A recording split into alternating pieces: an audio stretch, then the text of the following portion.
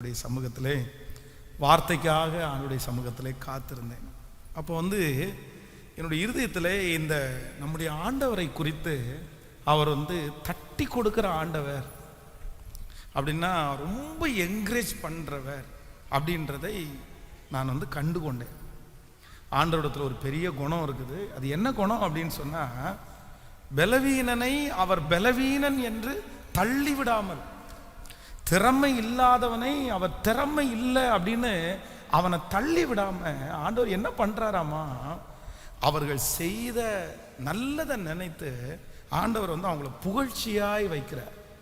வேதம் சொல்லுகிறது, நான் உன்னை கீர்த்தியும் புகழ்ச்சியுமாய் வைக்கிறேன். அப்போ ஆண்டவர் ஒரு மனிதனை தட்டி கொடுப்பது, ஒரு மனிதனை என்கரேஜ் பண்ணுவது, கர்த்தரே ஒரு மனிதனை புகழ்கிறது அப்படின்றது ஒரு பாக்கியமான ஒன்று. நான் சின்ன வயசுலேயே எங்களுடைய சர்ச்சில் இருக்கும்போது நான் ரொம்ப நினைச்சது என்ன அப்படின்னு சொன்னால், என்னைக்காவது ஒரு நாள் பாஸ்டர் இந்த மேடையில் என்னை இப்படி நிப்பாட்டி வச்சுட்டு, பென்ஸ் நல்ல பையன், நல்ல ஜெபம் பண்ணுறான், கரெக்டாக டைமுக்கெல்லாம் வந்துடுவான் அப்படின்னு சொல்ல மாட்டாரா அப்படின்னு நினச்சிருக்கிறேன். நான் கீழே உட்காந்து அப்படின்னு நினைப்பேன், இந்த மாதிரி பாஸ்டர் ஒரு நாள் சொன்னால் நல்லா இருக்குமே அப்படின்னு சொல்லி.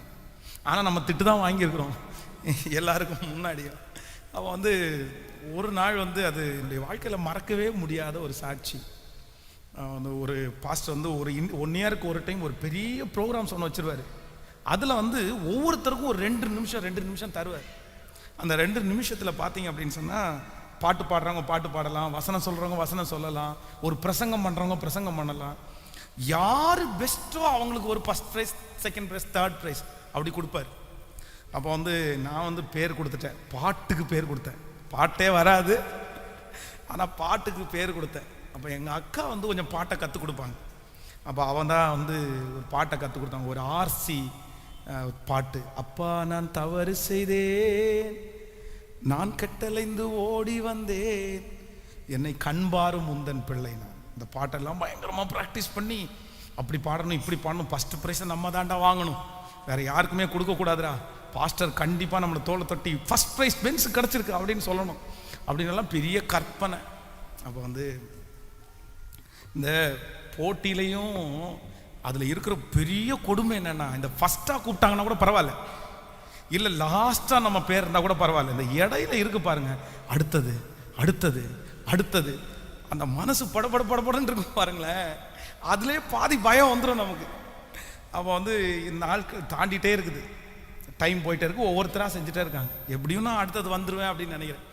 அந்த டைமுக்குள்ளே இந்த சர்ச்சில் ஒர்க் பண்ணுற சிஸ்டர்ஸ் அவங்க என்னை கூப்பிட்றாங்க, இங்கே வா அப்படின்னு கூப்பிட்றாங்க. நானா அப்படின்னு கேட்டேன், நான் இன்னும் பாடவே இல்லை, நானா அப்படின்னு. ஆமாம் நீ இங்கே வா அப்படின்னா. பாஸ்டர் முடித்த உடனே டீ போட்டு கொடுக்க சொல்லுவார். பால் இல்லை, அந்த வீடு தான், போய் பாலை வாங்கிட்டு வாங்கன்றாங்க, ஒரு 500 மீட்ரு. அப்போ நான் சொன்னேன், ஒருவேளை நான் வர்றதுக்குள்ளே பாஸ்டர் கூப்பிட்டாருன்னா என்ன பண்ண, இன்னும் 10 பேருக்கு நான் லிஸ்ட்டை பார்த்துட்டேன், இன்னும் நிறைய பேர் இருக்காங்க, நீ போயிட்டு வா. அப்போ நான் அந்த பால் வாங்குறதுக்காக போகிறேன். போகும்போது நான் நினச்சிட்டேன் ஓடி வந்துடலாம் அப்படின்னு நினச்சிட்டு வாளி எடுத்துகிட்டு அப்படி ஓடி போயிட்டு பாலை வாங்கி அதே மாதிரி ஓடி வரலான்னு பார்த்தா பால் சிந்து, அது நிறைஞ்சிருந்தனால ஓடி வர முடியல. இப்போ பாலை கொட்டாமல் எடுத்துகிட்டு வரணுமா, மெதுவாக எடுத்துகிட்டு வந்தா இங்கே அதுக்கடையில் பாஸ்டர் என் பேரை கூப்பிட்டு முடிச்சிட்டேன். அடுத்து எல்லாம் முடிஞ்சு கரெக்டாக வாசலில் காலடி எடுத்து வைக்கிறேன். இதோட எல்லாரும் முடிஞ்சிருச்சு, இனி இல்லை அப்படி தானே, யாராவது பாட வேண்டியது இருக்குதா, யாராவது பிரசங்கம் பண்ண வேண்டியது இருக்குதா அப்படின்னு. நான் அப்போ தான் வாசலில் நிற்கிறேன். டேய் நீ எங்கே போன அப்படின்னு கேட்டார். நான் பால் வாங்க போனேன் அப்படின்னு. உடனே பால் வாங்க போனியா, க்ரௌடிட்ட கேட்டார், இவனை பாட வைக்கலாமா? உடனே அவங்க சொன்னாங்க, சரி சான்ஸ் கொடுக்கலாம் அப்படின்னு. அப்போ மேடையில் நின்று இந்த பாட்டை ஸ்டார்ட் பண்ணுறேன். அப்பா நான் தவறு செய்தே, அந்த அவர் அப்படி கேட்டதுக்கும் அந்த சிச்சுவேஷனுக்கும் நான் பாடினதுக்கும் அப்படியே அந்த பாட்டை அப்படியே தூக்கி குடிச்சுவாங்க. எல்லாருடைய அட்டென்ஷன் என் பக்கமா திரும்பி கை தட்டி, சே என்ன டைமிங் சாங், நேரத்துக்கு தகுந்த மாதிரி சாங் அப்படின்னு ஒவ்வொருத்தரும் கை தட்ட ஆரம்பிச்சிட்டாங்க. எல்லாம் அந்த அந்த அந்த அந்த க்ரௌடே ஒரு பெரிய சந்தோஷத்துக்குள்ள ஆயிடுச்சு. உடனே பாஸ்டர் இப்போ அனௌன்ஸ் பண்ணுறாரு, பாட்டு யார் ஃபஸ்ட் ப்ரைஸ் அப்படின்னா, அப்போ அந்த டைம் அந்த ஃபஸ்ட்டு ப்ரைஸ் வந்து பாஸ்டர் எனக்கு சொன்னார், ஃபஸ்ட் ப்ரைஸ் பென்ஸ் அப்படின்னு சொன்னார். ஸோ அப்போ நான் ரொம்ப சந்தோஷப்பட்டேன். உண்மையாகவே ஸ்கூலில் அப்படியெல்லாம் ஆசைப்பட்டது இல்லை. ஸ்கூலில் அந்த மாதிரி தட்டி கொடுக்கணும், இவன் 100 எடுக்கிறான் அப்படின்னு அதெல்லாம் யோசிச்சதே இல்லை. நான் அந்த மாதிரி எடுக்கணும், ப்ரோக்கரி போஸ்ட்டில் எல்லாமே வந்து ஃபஸ்ட் ரேங்க் அப்படின்லாம் வரணும் அப்படியெல்லாம் யோசிச்சதில்லை. ஆனால் ஆண்டவருடைய விஷயத்தில் யோசிச்சுக்கிறோம். ஆனால் உண்மையிலேயே ஆண்டவர் ஒரு மனுஷனை புகழ்ச்சியாய் வைப்பாரானால் அவன் எவ்வளவு கீழே கிடந்தாலும் அவனை உன்னதமான இடத்துல உட்கார வைக்க முடியும்ன்றதற்கு நான் ஒரு பெரிய சாட்சி. அப்போ ஆண்டவருடைய பிள்ளைகளே, என்னுடைய ஆண்டவருக்கு ஒரு பெரிய பழக்கம் இருக்குது. என்ன அப்படின்னு சொன்னால், அவர் தட்டி கொடுக்கிற ஆண்டவர். வேதத்தில் வந்து ஆண்டவர் வந்து யோபுவை குறித்து வேதம் சொல்லுகிறது. அப்போ யோபுவை வந்து இப்போ குறை சொல்றதற்காக பிசாசு வந்து ஆண்டவருக்கு முன்னாடி நின்றுட்டு இருக்கிறான். அவன் எல்லார பற்றியும் ஒன்னொன்னா குறை சொல்றான். அவன் ஏன் இப்படி பண்றான், அவனை எப்படி நீங்க வச்சிருக்கிறீங்க, இவன் இப்படி பண்றான், இவனுக்கு நீங்க சோறு கொடுக்குறீங்க, இவனுக்கு நீங்க ஆசீர்வாதத்தை கொடுக்குறீங்க, அவன் ஆசீர்வாதத்தை எடுத்து போடுங்க, அவன் இந்த மாதிரி தப்பு பண்றான். அப்போ ஆண்டவர் வந்து சத்ருவை பார்த்து என்ன சொல்றாரு அப்படின்னு சொன்னா, நீ எங்க இருந்து வர? அதான் கர்த்தர் சாத்தானை நோக்கி, என் தாசனாகிய யோபுவின் மேல் நீ கவனம் வைத்தாயோ? என் மகனாகிய யோபுவை நீ பாத்தியா? அவனை பற்றி குறை சொல்லதான் வந்திருக்கிறியா? அவனுடைய வாயை திறந்து அவன் குறை சொல்ல ஆரம்பிக்கிறதுக்கு முன்னாடி ஆண்டவர் என்ன சொல்றாரு அப்படின்னா, உத்தமனும் சன்மார்க்கனும் தேவனுக்கு பயந்து பொல்லாப்புக்கு விலகிறவனுமாகிய இவனை போல ஒருத்தர் இந்த பட்டணத்துல இல்லப்பா. ஆண்டவர் வந்து உடனே அவனை புகழ்கிறார். யார் அவனை குறைவாய் பேச வந்து நிற்கிறாங்களோ அவங்களுக்கு முன்னாடியே ஆண்டவர் என்ன பண்றாரு அப்படின்னா அவனை புகழ்கிறார். அப்போ இன்றைக்கு இந்த சத்தத்தை கேட்கிற ஒவ்வொரு ஆண்டவருடைய பிள்ளைகளுடைய வாழ்க்கையிலையும் உங்க மனசுல 1000 கற்பனை இருக்கலாம். ஆண்டவருடைய பிள்ளைய, என் மேனேஜர் என்ன ஒரு நாள் புகழ மாட்டாரா, என் கணவனார் என்ன ஒரு நாள் புகழ மாட்டாங்களா, நான் ஒரு நாள் புகழ்ச்சியை தேடி வரமாட்டேனா? ஆனா இன்றைக்கு உங்களுடைய ஜெபத்தை எப்படி மாற்றணும்னா, ஆண்டவரே நீர் ஒரு நாள் என்னை பார்த்து, நீ நல்ல பையன், நீ நல்ல பொண்ணு, நீ எனக்கு பிரியமானவன், நீ எனக்கு பிரியமானவள், ஆண்டவர் மட்டும் உங்களை புகழ்ந்துட்டார் அப்படின்னு சொன்னா, நான் நம்புறேன் இந்த உலகமே உங்களை புகழ்கிற ஒரு நாள் சீக்கிரமாய் வரும். உங்க வீட்டுக்காரங்க ஒரு நாள் உங்களை புகழ்வாங்க, உங்க மேனேஜர் உங்களை புகழ்வாங்க, உங்களை சுற்றி இருக்கிற அனைவருடைய கண்களிலையும் நிச்சயமாய் உங்களுக்கு ஒரு புகழ்ச்சி கிடைக்கும். அதான் நீங்கள் வந்து வேதத்தில் வந்து மோசையை குறித்து வேதத்தில் வாசிக்கும் போது, மோசையை வந்து 40 ஆண்டுகள் வந்து அவன் இருந்த சூழ்நிலை வந்து ரொம்ப கடினமான சூழ்நிலை. ஒரு தேவனுடைய பிள்ளை தன்னுடைய பரிசுத்தத்தை எங்க ரொம்ப அதிகமா காத்து கொள்ளணும் அப்படின்னு சொன்னா, தன்னை சுற்றி இருக்கிறவங்க பாவம் பண்ணும்போது அந்த இடத்துல தன்னுடைய பரிசுத்தத்தை காத்து கொள்ளுகிற பிள்ளைங்க மேல ஆண்டவர் கரிசனையா இருக்கிறார். ஆண்டவர் கண்டிப்பாக அவங்க கொண்டு ஏதாவது ஒன்று செய்வார்.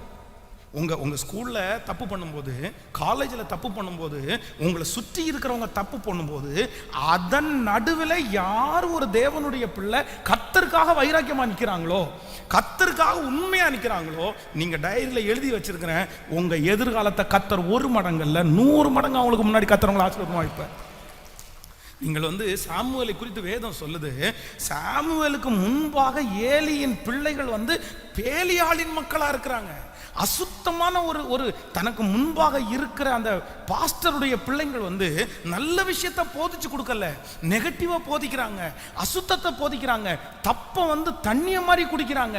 அங்க இருக்கிற ஆகாரத்தினால தங்களுடைய பச்சை இறைச்சி அப்படியே வாங்கி தங்களுடைய சரீரத்தை பூஸ்ட் பண்றாங்க. அதை விட தேவாலயத்தில் வருகிற பெண்களோட அசுத்தமா நடக்கிறாங்களாமா. பொல்லாத பாவம், கொடிய பாவம், தேவன் அருவருக்கிற ஒரு பாவத்தை துணிகரமா அவங்க செய்யறாங்க. அந்த இடத்துல தான் சாமுவேல் இருக்கிறாரு. ஆனா வேதம் சொல்லுது, சாமுவேல் என்கிற அந்த பிள்ளையாண்டான் சணநூல் ஏபோத்தை தரித்து கர்த்தர் சமூகத்திலே வாழ்ந்தானாமா. அதனாலதான் அவனுடைய எதிர்காலத்தை குறித்து வேதம் சொல்கிறது, தான் முதல் பெயர் சபா வரைக்கும் சாமுவேல் ராஜாக்களை அபிஷேகம் பண்ணுகிற பெரிய தீர்க்கதரிசியாய் மாற்றப்பட்டான். இங்க நிறைய வாலிப தம்பிங்க தங்கச்சிங்க இந்த ஆராதனையில் கலந்து கொண்டிருக்கிறீங்க. உங்க எல்லாருக்கும் சொல்லுகிற ஒரு பெரிய ஆலோசனை என்ன அப்படின்னா, உங்க வாழ்க்கையில இருக்கிற சவாலே ஆண்டவர் உங்களை தெரிந்து கொள்வதற்கு, ஆண்டவர் உங்களை நம்புவதற்கு நீங்க ரொம்ப செய்ய வேண்டியது என்ன தெரியுமா? உங்களை சுற்றி இருக்கிற எல்லாருக்கும் முன்னாடியும் உங்களுக்கு ஒரு வித்தியாசம் வேணும் மகன், உனக்கு ஒரு வித்தியாசம் வேணும் மகா. அவங்க செய்யறது மாதிரி நீ செய்யாம நீ ஒரு ஸ்பெஷலா, ஏண்டி உனக்கு இதெல்லாம் வராதா அப்படின்னு உங்க ஃப்ரெண்ட்ஸ் கேட்குறாங்களா? ஏண்டா நீ இதெல்லாம் செய்ய மாட்டியா, உனக்கு இந்த ஒரு மாதிரி உணர்வே இல்லையாடா, ஏண்டா இந்த வயசுல இப்படி இருக்கிற அப்படின்னு கேட்குற அந்த வார்த்தை தான் உன் தலை மேல வைக்கிற பெரிய ரிவார்டு. அது தேவன் உன்னை முன்குறிப்பதற்கு உனக்கு ஆயத்தம் பண்ணிட்டாரு. உனக்கு முன்பாக வைக்கப்பட்டிருக்கிற அந்த எக்ஸாம்ல நீ பாஸ் பண்ணிட்ட. இந்த சத்தத்தை கேட்கிற ஒவ்வொரு பிள்ளைகளுக்கும் நான் ஜெபிக்கும் போது என்ன ஜெபிக்கிறேன்னா, உங்களை சுற்றி இருக்கிற ஃப்ரெண்ட்ஸு உன்னை பார்த்து நீ மட்டும் எப்படி இப்படி உன்னால இருக்க முடியுதுன்னு ஆச்சரியப்படணும், பிரமிக்கணும். உன்னை பார்த்து உன்னை மாதிரி ஒரு வாழ்க்கை வாழ்றதற்கு அவங்க ஏங்குற ஒரு நாளை கர்த்தர் தரணும். அந்த ஆசீர்வாதத்தை கர்த்தர் உன் தலை மேல, அதுதான் வெற்றி. நிறைய பேரண்ட்ஸ் ஏங்கணும், நிறைய பெற்றோர் உன்னை பார்த்து ஏங்கணும். அந்த மாதிரி ஒரு பிள்ளை எனக்கு கிடைக்காதா, நிறைய பேர் சொல்லணும், இந்த மாதிரி ஒரு பிள்ளை எனக்கு கிடைக்காதா. அதுதான் கர்த்தருடைய பிள்ளையினுடைய சவால். ஆமென். ஆனா இந்த 40 ஆண்டுகளில் தன்னை சுத்தி எல்லாமே இருக்கு, அவனுக்கு எல்லாமே இருக்குது. தன்னை சுற்றி பாவத்தை செய்யலாம், யாருமே கேட்க மாட்டாங்க. தண்ணி அடிக்கலாம், யாருமே கேட்க மாட்டாங்க. போதையில் படுத்து கிடக்கலாம், யாருமே கேட்க மாட்டாங்க. டைனிங் டேபிளில் இருக்கிற என்ன வேணாலும் சாப்பிட்லாம், யாரும் கேட்க மாட்டாங்க. எந்த லேடியை வேணாலும் கூட்டிகிட்டு வரலாம், கேட்க மாட்டாங்க. ஏன்னா அவன் ராஜ அரண்மனையிலே இருக்கிறான். அங்க இருக்கிற நிறைய பேர் அப்படிதான் பண்ணிட்டு இருக்கிறாங்க. ஆனா மோசையை குறித்து வேதம் சொல்கிறது, கர்த்தருடைய தாசனாகிய மோசே அநித்தியமான பாவ சந்தோஷங்களை அனுபவிக்கிறதை பார்க்கலாம் தேவ ஜனங்களோடு கஷ்டம்னாலும் பரவாயில்லன்னு அவன் அதை பெற்றுக்கொண்டான், அதற்காக ஆசைப்பட்டான்.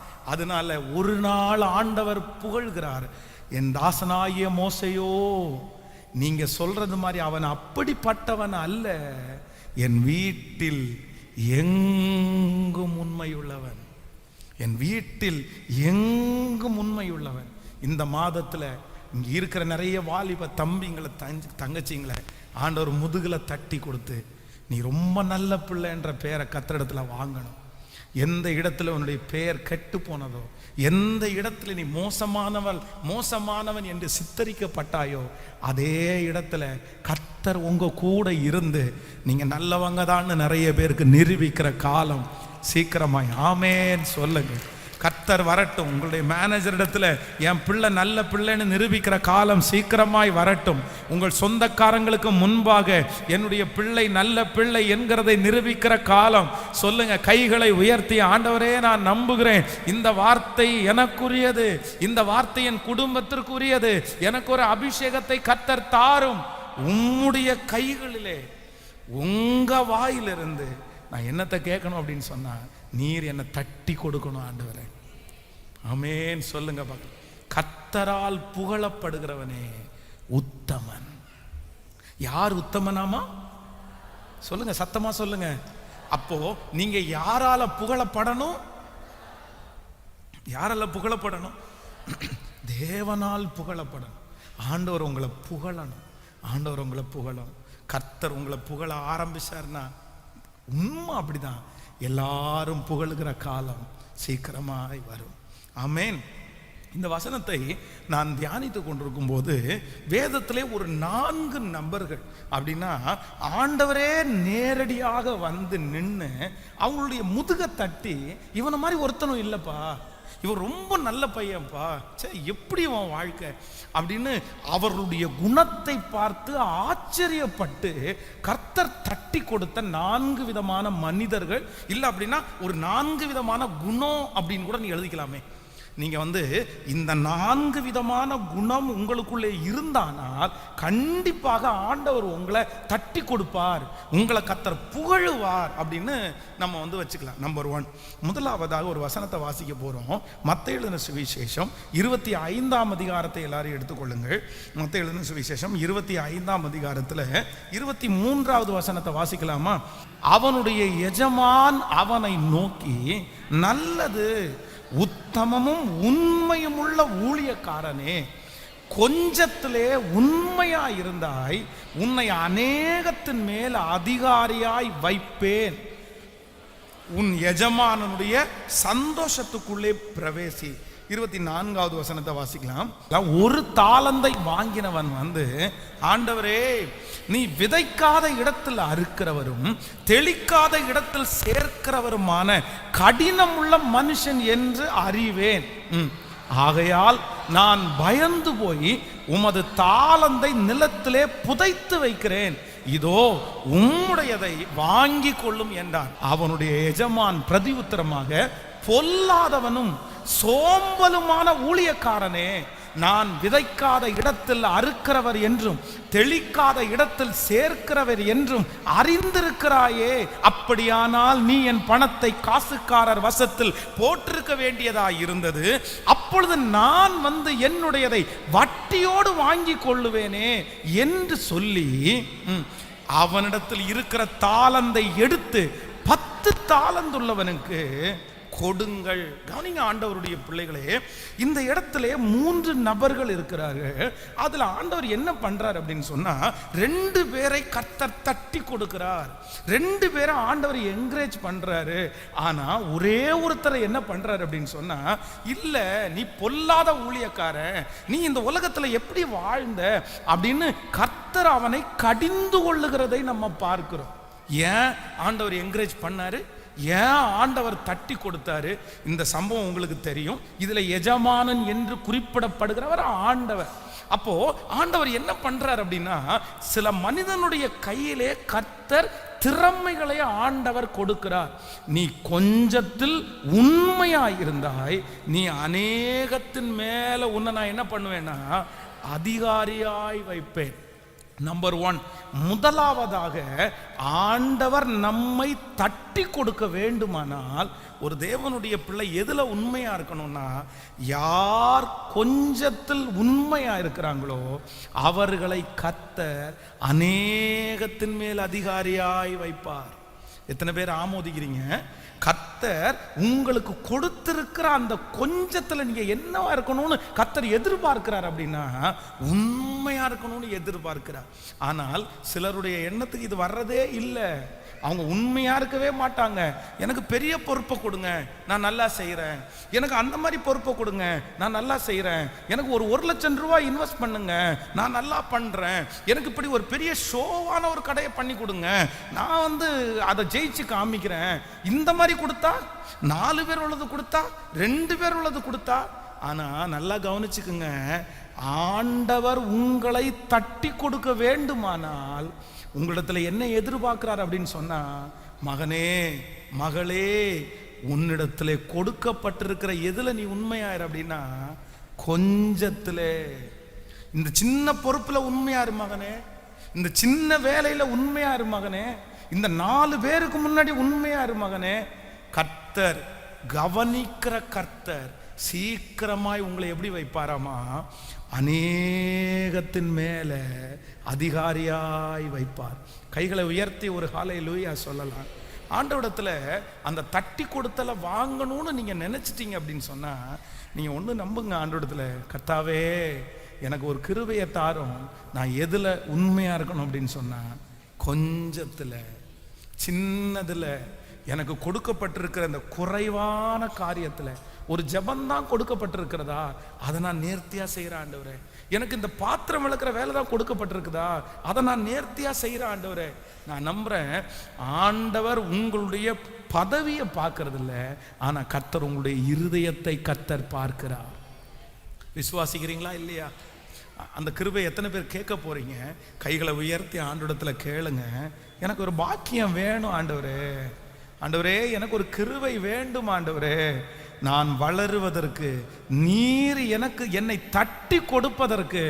நான் கொஞ்சத்திலே முழு பலத்தோட சொல்லுங்க, ஆண்டவரே கொஞ்சத்திலே நான் உண்மையாய் இருப்பதற்கு கர்த்தர் பலன் தாரும். ஹல்லேலூயா. கைகளை அசைத்து ஒரு ஹல்லேலூயா சொல்லலாம். சிலருக்கு இந்த கொஞ்சத்தை செய்யும் போது அதற்கு சரியான அங்கீகாரம் அவங்களுக்கு கிடைக்காத போது நிறைய பேருக்கு வெறுப்பு வருது. நான் எத்தனை நாள் தான் இதில் ஓடிட்டு இருப்பேன், நான் எத்தனை நாள் தான் இதிலேயே ஃபாலோ பண்ணுவேன். ஆனால் வேதம் சொல்கிறது, ஏற்ற காலத்தில் கர்த்தர் உங்களை உயர்த்தும்படிக்கு அவருடைய பலத்த கைக்குள். நான் நம்புறேன், இந்த ஜெபத்தில் இருக்கிற உங்களுடைய கொஞ்சத்தில் யாரெல்லாம் உண்மையா இருக்கிறீர்களோ, ஒரு நாள் கர்த்தர் உங்களை அநேகத்தின் மேலே கர்த்தர் அதிகாரியாய் நிறுத்துவார். நீங்க உண்மையாய் இருக்கிறது கர்த்தருக்கு தெரியும், நீங்க உண்மையாய் நடப்பது தேவனுக்கு தெரியும். பரலோகத்தின் தேவனாகிய கர்த்தர் இந்த கொஞ்ச பொறுப்பில் நீங்க உண்மையா இருக்கிறதை, அதற்காக ஜீவனையோ நீங்க கொடுக்கிறதை, அதற்காக உங்களுடைய முழு முயற்சியை நீங்க பயன்படுத்துகிறதை கர்த்தர் கணக்கிலே வைத்திருக்கிறார். நான் நம்புகிறேன், நீங்கள் நிற்கிற, நீங்கள் வேலை செய்கிற, நீங்கள் பணிபுரிகிற அதே இடத்திலே கர்த்தர் ஒரு நாள் உங்களை பெரிய பொறுப்புகளை கொடுத்து, ஆமேன் சொல்லுங்கள், பெரிய வசதிகளை கொடுத்து, கரங்களை தட்டும் போதே அது நடக்கிறது. நிறைய பேர் ஆண்டவர் உங்களை அங்கீகரிப்பார். கர்த்தர் அங்கீகரிச்ச அடுத்த நிமிஷத்தில் உங்க மேனேஜர் இந்த பொறுப்பை வைத்துக்கொள், இந்த பொறுப்பை வைத்துக்கொள் என்று உங்களை பார்த்து சொல்லுகிற ஒரு நாட்கள் வரும். ஹல்லேலூயா. நான் ஜெபிக்கிறேன், ஆண்டவரே நான் எதுல உண்மையா இருக்கணும் அப்படின்னு சொன்னா கொஞ்சத்துல உண்மையா இருக்கணும். ஆமேன். நேற்றைய தினத்தில் ஒரு என்னுடைய மனசில் ஒரு பெரிய காமெடி மாதிரி இருந்துச்சு. அப்படின்னா நேற்றைக்கு கொஞ்சம் லேட்டாக, ரொம்ப நிறைய நேரம் தியானிச்சுட்டு ஜெபம் பண்ணிகிட்டே இருந்தேன். அதனால் கொஞ்சம் லேட்டாக தான் தூங்கினேன். அப்போ பிள்ளைகள் எல்லாம் பார்த்தீங்க அப்படின்னு சொன்னால் சீக்கிரமாகவே படுத்து தூங்க போயிட்டாங்க. போய் படுத்துட்டாங்க. ஒரு அரை தூக்கம் முடிஞ்சு. அப்போ பாஸ்டர்மாட்டு கேட்டால் பசங்க தூங்கிட்டாங்களான்னு கேட்டால் தூங்கிட்டாங்க அப்படின்னு. ஒரு 11 மணி இருக்கும். 11 மணிக்கு பார்த்தீங்கன்னா சின்ன எந்திரிச்சு நான் இன்னும் சாப்பிடவே இல்லைங்க. எத்தனை மணிக்கு? 11 மணிக்கு. நான் அப்போ அவனை பார்த்து கேட்டேன், ஏன்டா டேய் சாப்பிட்டேன்னா சாப்பிடலன்னா என்ன, நீ தான் படுத்து அரை தூக்கத்தை முடிச்சிட்டியே. படுத்து கொரட்டை விட்டு அரை தூக்கத்தை முடிச்சு 11 மணிக்கு எந்திரிச்சு நான் இன்னும் சாப்பிடலை அப்படின்னு கேட்டு, இனி போய் படுக்க போகிறோம், தூங்கிடலாம், பிரச்சனை இல்லை. சாப்பிடாமலாம் படுக்க முடியாது நம்மளால. அதுக்கப்புறம் பார்த்தீங்க அப்படின்னா ஒரு 4 தோசையை சாப்பிட்டு திரும்பி போய் படுத்து தூங்கிட்டு இருக்கிறான். எனக்கு ஆச்சரியமா இருந்துச்சு. பாருங்க, நம்ம ஆட்கள் பார்த்தீங்கன்னா சாப்பாட்டில் கூட அவ்வளோ உண்மை, அதை விட்டு கொடுக்க முடியாது. அந்த கொஞ்சத்தில் இன்னைக்கு டெய்லி தான் சாப்பிட்றோம், இந்த ஒரு நேரம் தூங்கினா கூட விழிச்சு எழும்பி எனக்குரிய பங்கை கொடுத்துருப்பா. அப்போ இது ரொம்ப கவனமாக இருக்கணும். ஆண்டவருடைய பிள்ளைகளே, உங்களுக்கு பிடித்த காரியத்தில் மட்டுமல்ல, எனக்கு பிடிச்சா நான் செய்வேன், எனக்கு பெஸ்ட்டாக தந்தா நான் செய்வேன், எனக்கு இப்படி ஒன்று தாங்க நான் பண்ணுறேன், எனக்கு இப்படி ஒன்று கொடுங்க நான் பண்ணுறேன். நிறைய பேருடைய மனசில் என்ன இருக்குது அப்படின்னு சொன்னால் அது மட்டும்தான் இருக்குது. எங்கள் அம்மா என்ன நான் நினச்சது மாதிரி என்னை படுக்க வைக்கல, நான் நினச்ச அந்த கோர்ஸ் எனக்கு தரல, எனக்கு இது இப்படி தரல, நான் அதனால பெருசாக சைன் பண்ண முடியாது, நான் அதனால பெருசாக இது பண்ண மாட்டேன். இல்லவே இல்லை. கர்த்தர் உங்கள் கையிலே கொடுக்கிறது எதுவோ சில பிள்ளைகளுக்கு ரொம்ப கஷ்டம். என்ன கஷ்டம் இருக்கும் அப்படின்னு சொன்னால், நான் நினச்சது மாதிரி படுக்க வைக்கிறேன். என்ன டாக்டர் படிக்க வைக்க சொன்னேன்ல, டாக்டர் படிக்க வைக்கிறதுக்கு என்ன ஈஸியா? குடும்பத்தில் மொத்த பேருடைய கிட்னி வித்தினாலும் பத்தாது இல்லை. அது நம்ம பிள்ளைங்க சில டைம் விளையாட்டாக சொல்லிடுவாங்க, என்ன டாக்டர் படிக்க வைங்க, என்ன டாக்டர் இன்னைக்கு எல்லாம் ஒரு டாக்டரை படிக்க வைக்கணும்னா 1 கோடி ரூபாய் தேவை. அந்த அளவுக்கு வசதிகள் நமக்கு இருக்காது. கர்த்தர் ஏதோ ஒரு வழிகளை நம்ம தரலாம். அம்மா என்ன படிக்க வைக்கல, நான் டாக்டரா படிக்க வேண்டியவன், நான் என்ன இன்ஜினியரா படிக்க வேண்டிய. அன்னைக்கு மட்டும் என்ன படிக்க வச்சிருந்தாங்கன்னா நான் இந்த மாதிரி ஒரு வேலையில வந்திருப்பேனா, நான் இந்த மாதிரி ஒன்று செய்வேனா? உண்மையிலே கர்த்தருடைய பிள்ளைகளே, அப்படி நினைக்கிற, அப்படி மனசு இருக்கிற நீங்க ஒரு நாள் உங்க வாழ்க்கையில உயரவே முடியாது. உயரவே முடியாது. ஆனால் ஆண்டவர் அந்த சூழ்நிலையில உங்களுக்கு எதை தர்றாரோ அதை மனரம்யமா ஏற்றுக்கொண்டு, கர்த்தர் எனக்கு இப்ப கொடுத்திருக்கிற இந்த கொஞ்சத்துல நான் உண்மையா இருப்பேன்னு நீங்க வாக்கு கொடுங்க. நான் நம்புறேன். நீங்க எழுதி வைங்க டைரியில, ஒரு நாள் கர்த்தர் உங்களை தட்டி கொடுத்து நீ கொஞ்சத்துல உண்மையா இருந்ததுனால மனிதர்கள் மறந்தாலும் கர்த்தர் உங்களை மறக்க மாட்டார். அதற்கு ஒரு உயர்வு உங்களை தேடி வரும். நன்றாய் கரங்களை தட்டி நீங்க உண்மையா இருந்ததனுடைய பலனை கர்த்தர் உங்களுக்கு தருவார். தராம போகவே மாட்டார். அவர் நீதி உள்ள நியாயாதிபதி என் கர்த்தர். பக்கத்தில் ஒரு 3 பேருடைய கரத்தை பிடிச்சி சொல்லுங்க, கர்த்தர் உங்களுக்கு கொடுத்த கொஞ்சத்துல நீங்க உண்மையா இருங்க. சொல்லுங்க, நீங்க உண்மையா இருங்க. நீங்க மனப்பூர்வமாய் அதை செய்யுங்கள். நீங்க முழு இருதயத்தோட அதை செய்யுங்க. அப்பா நீங்க என்ன பண்ணுவீங்கன்னா, ஆண்டவருடைய தட்டி கொடுத்தல நீங்கள் சீக்கிரத்திலே காண்பீர்கள். ஹல்லேலூயா. ஆரம்பத்தில் கர்த்தர் தட்டி கொடுக்கறது உங்களுடைய கண்ணுக்கு தெரியாது. ஆனால் வருஷம் தாண்ட தாண்ட பார்த்தீங்க அப்படின்னா ஆண்டவர் தட்டி கொடுக்கறத உங்கள் கண்கள் அப்படியே காணும். ஹல்லேலூயா. நான் ஒரு ஒரு ஒரு ஒரு விஷயம் நான் உணர்றேன். இல்லைன்னா நான் அதுக்காக விசுவாசிக்கிறேன். இந்த சத்தத்தை கேட்குற உங்கள் ஒவ்வொருத்தருடைய வாழ்க்கையிலையும் ஆண்டவர் என்ன பண்ணணும்னா, உங்களை தட்டி கொடுக்குற ஒரு நாள் கர்த்தர் கொண்டு வருவாராக. ஆமென். நான் அதை ஃபீல் பண்ணுறேன். நான் அதை உணர்றேன். ஒரு நாள் கூட என்னுடைய தாயோ தகப்பனோ என்னை பார்த்து தட்டி கொடுத்து என்கரேஜ் பண்ணுற அளவுக்கு அவங்களுக்கு ஞானம் இல்லை. அவங்க தட்டி கொடுக்கலன்னு அவங்கள குற்றப்படுத்தலை. அந்த மாதிரி ஒரு ஞானம் கூட எங்கள் தாய் தகப்பனுக்கு இல்லை. ஐயோ பிள்ளை இந்த மாதிரி நல்லா செஞ்சான், அதை சொன்னால் என் பிள்ளை சந்தோஷப்படுவான்னு கூட எங்கள் அம்மா அப்பாவுக்கு தெரில. ஆனால் ஆண்டவர் எவ்வளோ பெரியவர் இல்லை, கர்த்தர் எவ்வளோ பெரியவர் இல்லை. ஆமேன்னு சொல்லுங்க பார்க்கலாம். ஹல்லேலூயா. ஃபஸ்ட்டு என்னுடைய வாழ்க்கையினுடைய உயர்வுக்கு எங்கள் தாயார் கொடுத்தது 3 ரூபாய், 3 rupees, 3 ரூபாய். அந்த 3 ரூபாவை ஏதாவது பிஸ்னஸ் பண்ணணுமா, எனக்கு நான் ஏதாவது பண்ணுறேன், நீங்கள் கொடுத்தீங்கன்னா ஏதாவது செய்வேன் அப்படின்னு சொல்லும்போது எங்கள் அம்மா 3 ரூபாய் கொடுத்தாங்க. அப்போ அந்த 3 ரூபாவை கையில் வச்சுட்டு ஒரு சாக்கு பையை எடுத்து, அந்த நாட்களில் எங்களுடைய ஊரில் இந்த பழைய பிளாஸ்டிக் பொருட்கள் எல்லாம் இன்றைக்கெல்லாம் பார்த்தீங்கன்னா புது பொருளை வச்சுட்டு பழைய பொருளை கொடுத்து புது பொருளை கொடுத்துட்றாங்க. அது ஒரு வேலை, அது ஒரு தொழில் மாதிரி இருக்குது. ஆனால் அன்னைக்கெல்லாம் இந்த பழைய பொருளை அது மட்டும் வாங்குவாங்க. அது ரொம்ப கேவலமாக நினைக்கப்பட்டது. அதுவும் அந்த கேர்ள்ஸ் எல்லாம் ரொம்ப மோசமாக நினைப்பாங்க. இந்த பிள்ளைங்களுக்கு பார்த்தீங்கன்னா கிராமத்தில் இருக்கிற பிள்ளைங்களுக்கு பார்த்தா அமைதியாக தான் இருக்கும். ஆனால் அது நக்கல் பண்ணுறது அப்படியே தெரியும் நமக்கு. அப்படியே கேவலமாக ஒரு சிரிப்பு சிரிப்பாங்க, கேவலமாக ஒரு பார்வை பார்ப்பாங்க, நம்ம செத்தது மாதிரி இருக்கும்.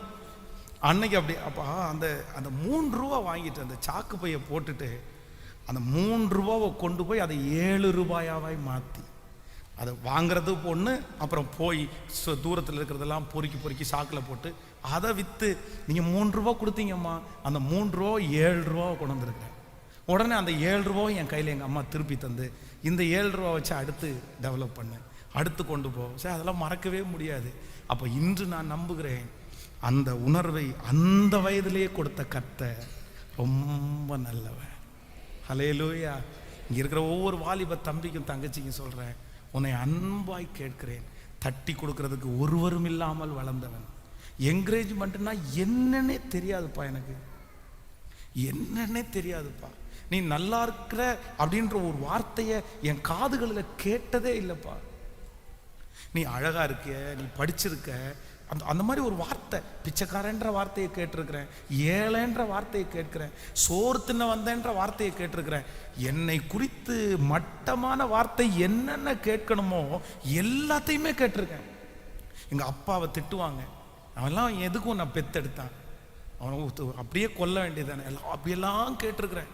ஆனால் நான் நம்புகிறேன், ஒரு தட்டி கொடுத்தலும் இல்லாத என்னுடைய வாழ்க்கையில் இயேசு என் வாழ்க்கையில் ஒவ்வொன்றாய் தட்டி கொடுத்தேன். ஸோ ஒவ்வொன்றா உற்சாகப்படுத்தினேன், ஒவ்வொன்றாய். முதல்ல பரிசு வாங்கினது சர்ச்சில் தான், முதல்ல என்கரேஜ் பண்ணப்பட்டது சர்ச்சில் தான். எல்லாம் எனக்கு எங்கே தான் கிடச்சிச்சின்னா ஃபஸ்ட்டு தேவ சமூகத்தில் தான் கிடச்சிருச்சு. சில வேளைகள் இந்த ஜெபத்தில் இருக்கிறவங்களுக்கு சர்ச்சில் கூட கிடைக்காம கூட போயிருக்கலாம். ஆனால் நான் நம்புகிறேன், உங்களை கனப்படுத்துவதற்கு யார் இருக்கான்னா, நீங்கள் எதில் உண்மையாக இருக்கணும்? கொஞ்சத்தில். அற்பமாக நினைக்காதீங்க, அற்பமாக நினைக்காதீங்க. ஒரு நாள் உலகமே மெச்சிக்கொள்கிற ஒரு நாளை கர்த்தர் தருவார். ஹல்லேலூயா. நம்புறீர்களா? விசுவாசிக்கிறீங்களா? கைகளை உயர்த்தி இயேசு நல்லவர் சொல்லுங்க. ஆண்டவரே நீர் நல்லவர், எனக்கு அப்படிப்பட்ட ஒரு கிருபை வேண்டும். உங்களை கர்த்தர் ராஜாக்கள் மத்தியில் நிற்க வைப்பாராக, உயர் ஸ்தலங்களில் கர்த்தர் கொண்டு போய் அமர செய்வாராக. ஆமென். ஆண்டவர் உங்களோடு கூட இருக்கிறதை நிரூபிப்பாராக. ஸ்தோத்திரம். நம்பர் 2, இரண்டாவதாக வேகமாய் நம்ம எடுத்துக்கலாம். ரெண்டாவதாக ஆண்டவர் நேரடியாக கர்த்தர் ஒருத்தங்களை தட்டி கொடுக்குறாரு. எனக்கு ரொம்ப ஆச்சரியமா இருந்துச்சு. லூக்கா எழுதின சுவிசேஷம் 18ஆம் அதிகாரத்திற்கு வாருங்கள். லூக்கா எழுதின சுவிசேஷம் 18ஆம் அதிகாரத்தில் 14வது வசனத்தை வாசிக்கும் போது, அவன் அல்ல இவனே நீதிமானாக்கப்பட்டவனாய் தன் வீட்டிற்கு திரும்பி போனான் என்று உங்களுக்கு சொல்லுகிறேன். ஏனெனில் தன்னை உயர்த்துகிற எவனும் தாழ்த்தப்படுகிறான், தன்னை தாழ்த்துகிற எவனும் உயர்த்தப்படுகிறான். போதும் ஆண்டவருடைய பிள்ளைகளே, கவனிங்க. எல்லாரும் கவனிக்கிறீங்களா? கைகளை அசைத்து ஒரு ஹல்லேலூயா சொல்லுங்க. பக்கத்தில் இருக்கிறவங்க கையை பிடிச்ச ஆண்டவர் உங்களோட இருக்காருன்னு சொல்லுங்க. தெளிவாக இருக்கிறீங்கல்ல? ஆமென்.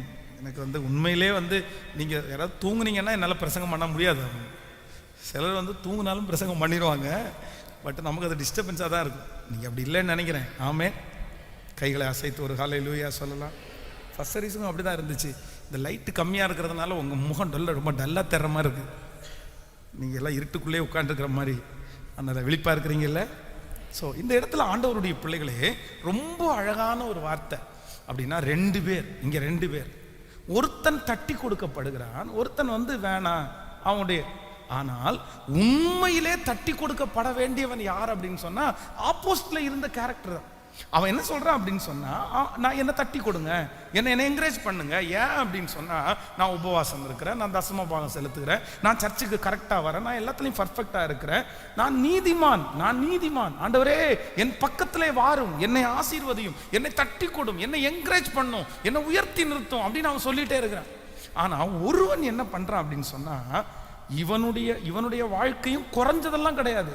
நான் நம்புறேன் இவனும் தட்டி கொடுக்கப்பட வேண்டியவன் என்று அவன் தான் மனசுல நினைக்கிறானே தவிர, ஆனா அவனுடைய வாழ்க்கை அப்படிப்பட்டது கிடையாது. இவனை விட அவன் கேரக்டர் ரொம்ப கரெக்டான ஆளு. நான் தப்பு பண்ணிட்டேன், நான் சரியா வாழல, நான் ஒரு சரியான முன்மாதிரி கிடையாதுன்னு சொல்லி வீட்டிலே உட்காந்துருக்கல. நான் ஆண்டவரை தேட மாட்டேன்னு நினைக்கல. ஆனா அவன் என்ன பண்றான்னா, கர்த்தரை அதுவே பெரிய குவாலிட்டி, அதுவே அவனை தட்டி கொடுக்க வேண்டியது. இப்போ வந்துட்டு ஆண்டவரே நான் தட்டி கொடுக்கறதுக்கு தகுதியான ஆள் இல்லை, ஒன்று பண்ணுங்க, அவன் தட்டி கொடுக்கறதுக்கு தகுதியான ஆளு, பாவியாகிய என்மேல் கிருபையாயிரும். அந்த ஒரே ஒரு வார்த்தை ஆண்டவர் போய் அவன் தோளை தட்டி, அவன் அல்ல இவனே நீதிமானாக்கப்பட்டவனாய் கர்த்தர் என்கரேஜ் பண்றாரு.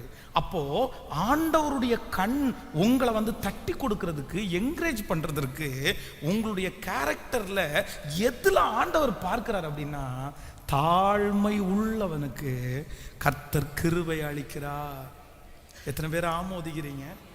கைகளை அசைத்து ஒரு ஹல்லேலூயா சொல்லலாம். நல்லா கவனிங்க. பெருமை என்கிற ஒன்று உங்களுக்கு வருமானால், நான் நம்புறேன் ஆண்டவர் உங்களுக்கு முதல் எதிராளி. சில வீடுகளில் பார்த்தீங்கன்னா, இந்த கணவன் மனைவியுடைய உறவில் மனைவி கொஞ்சம் சம்பாரிச்சிட்டாங்கன்னா போதும், அவங்களை வேலைக்கு சேர்த்து விட்டதே இவங்கள தான் இருப்பாங்க. சம்பாதிச்ச உடனே இவங்களுக்கு பார்த்தீங்கன்னா ஒரு பெரிய ஒரு மரியாதை வந்துடும். என்னை விட நீ குறைவாக தானே சம்பாதிக்கிற, நீ இப்படி சொல்லலாம், அப்படியெல்லாம் சொல்லலாம் முடியாது, நான் சம்பாதிக்கிறேன் இல்லை. இப்போ வந்தோடனே கணவனா இருப்பாருங்க. உங்களுடைய வாழ்க்கையிலே இந்த கணவன் மனைவி ஒன்று நினைத்து கொள்ளுங்கள். நீங்க அவங்க நான் சம்பாத்தியம் பண்றேன், எனக்கு எல்லாரும் அடங்கி போகணும், நான் சம்பாத்தியம் பண்றேன், எனக்கு இந்த மாதிரி கேரக்டரை எடுத்துருங்க. ஒருத்தர் தாழ்ந்திருக்கும் போது உதவி செய்யறதுக்கு ஒருத்தரை கர்த்தர் வச்சிருக்கிறாரு, இன்னொருத்தர் தாழ்ந்திருக்கும் போது இன்னொருத்தரை உதவி செய்யறதுக்கு கர்த்தர் வச்சிருக்கிறாரு. இதில் ரொம்ப கவனமா இருக்கணும். உங்களுடைய அநியாயம் கர்த்தர் சமூகத்தில் போய் நின்றக்கூடாது. நிறைய பேர் அப்படிப்பட்ட கேரக்டர்ல மாறிடுறாங்க. அதுவும் இப்பெல்லாம் ரொம்ப மோசமான ஒரு சூழ்நிலைக்குள்ள வந்திருக்கு. இந்த கேர்ள்ஸு, இந்த தங்கச்சிங்க எல்லாம் ரொம்ப கவனமா கேளுங்க. நிறைய பிள்ளைகள் தங்களுடைய குடும்ப வாழ்க்கைய சந்தோஷமாய் அதை ரொம்ப ப்ரெஷியஸா நினைக்கிறது இல்லை. கவனிங்க. ஏன் அப்படின்னா, கல்யாணம் பண்ணி கொடுத்துட்டாங்க அப்படின்னு சொன்னா, உங்களுடைய அம்மாவை கேட்டு பாருங்க, உங்க பாட்டியை கேட்டு பாருங்க, உங்க சித்தி சித்தப்பாவை கேட்டு பாருங்க. அவங்க எல்லாம் என்ன சொல்லுவாங்கன்னா, அதான் அப்போ ஒரு பழமொழி சொல்லுவாங்க, கல்லானாலும் கணவன், அப்படியெல்லாம் சொல்லுவாங்க. ஆனா இன்னைக்கு உள்ள பிள்ளைகளுக்கு இந்த மாதிரி டயலாக சொன்னோன்னா, ஆமா கல்லானாலும் கணவன் மல்லானாலும், போங்க மம்மி, வேற வேலையே கிடையாது, அவன் நல்லா இருந்தா நான் நல்லா இருப்பேன், அவன் வேலைத்தை பண்ணனா நான் வேலைத்தனம் பண்ணுவேன், அப்படியெல்லாம் இருக்க முடியாது. அப்போ என்ன அப்படின்னு சொன்னா, இந்த உலகம் ஏதோ ஒன்றை உங்களுக்குள்ள விதைச்சு, இப்ப என்னன்னா, நான் எதுக்கு கீழ்ப்படியணும்? இல்ல, நான் என்ன சொல்றேன்னா, நீங்க தாழ்ந்து போய் நீங்க அடிமட்டமா இறங்குங்கன்னு நான் சொல்லல. உங்களை சித்திரவதை பண்ணுவதற்காக அவங்க கையில கொடுக்குறோம் அப்படின்னு நினைக்காதீங்க. ஆனா கர்த்தர் கீழ்ப்படிய சொல்லி இருக்கிறார். நீங்க ரொம்ப ஜாக்கிரதையா இல்லைன்னா, இன்னைக்கு நிறைய குடும்பங்கள் திருமணமாகி உடைந்து கொண்டே இருக்கிறது. இந்த பிள்ளைகளுடைய நிறைய கிறிஸ்தவ திருமணங்கள் உடைகிறது. என்ன காரணம் அப்படின்னு சொன்னா, நாம் பெரியவனா நீ பெரியவனா, நாம் பெரியவளா நீ பெரியவளா, அந்த அந்த அந்த ரோசம்.